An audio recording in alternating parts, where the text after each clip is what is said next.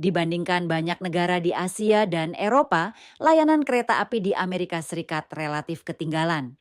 Jaringan rel kereta yang dulu memacu pertumbuhan masif industri Amerika juga banyak terbengkalai. Tapi baru-baru ini muncul inisiatif melakukan modernisasi dan revitalisasi layanan kereta di Amerika. Selengkapnya dilaporkan tim VOA dari Washington DC. Selama tahun fiskal 2023, sekitar 28 juta warga Amerika Serikat melakukan perjalanan menggunakan layanan perusahaan kereta api Amtrak, melebihi angka pra-pandemi. Yeah, it's super easy, very convenient. It's faster than the bus because there's obviously no traffic and I enjoy taking train. It's relaxing. Tapi layanan kereta saat ini oleh penggunanya banyak dianggap kuno, lambat dan juga mahal. Baltimore's 40 minutes from here.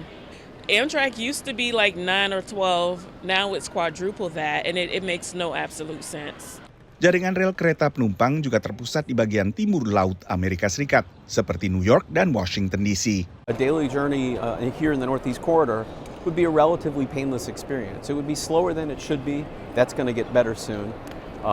But you know, it's 2 hours and 50 minutes from here in Washington D.C. to New York City, for example. It's quiet, it's clean, it's a decent enough ride. If you were to try to go to, say, Los Angeles from here, that is a solid 2 days, 2.5 days journey. You'll have to change trains in Chicago. Pemain lain mulai mengisi kevakuman layanan, termasuk Brightline yang melayani transportasi antar kota di Florida dan baru memulai pembangunan layanan kereta cepat dari Las Vegas ke Los Angeles di bagian barat AS. Kebijakan transportasi di Amerika Serikat selama ini lebih banyak ditujukan pada mobil pribadi dan pengembangan infrastruktur jalan raya serta jalan antar kota dan juga bandara dan perjalanan lewat udara. Kereta tak banyak dibahas dan sebagai salah satu dampaknya, layanan kereta di Amerika Serikat relatif tertinggal dibandingkan negara-negara di Eropa dan juga sejumlah negara Asia termasuk Tiongkok.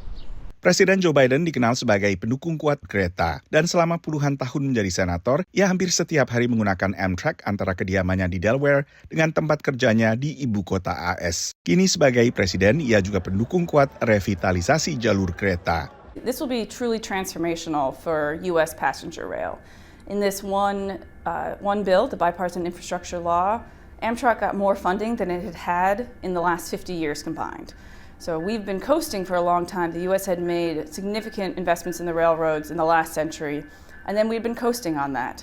And this is an opportunity to really reinvest and modernize with a new era of passenger rail. Amtrak saat ini memiliki layanan kereta cepat bernama Acela, melayani rute antara Boston dengan Washington DC. Sejumlah proyek kereta cepat juga sedang digulirkan antara Dallas dan Houston di Texas, Atlanta ke Charlotte, Chicago ke St. Louis, dan Seattle ke Portland. Dari Washington DC, Nova Purwadi dan tim VOA.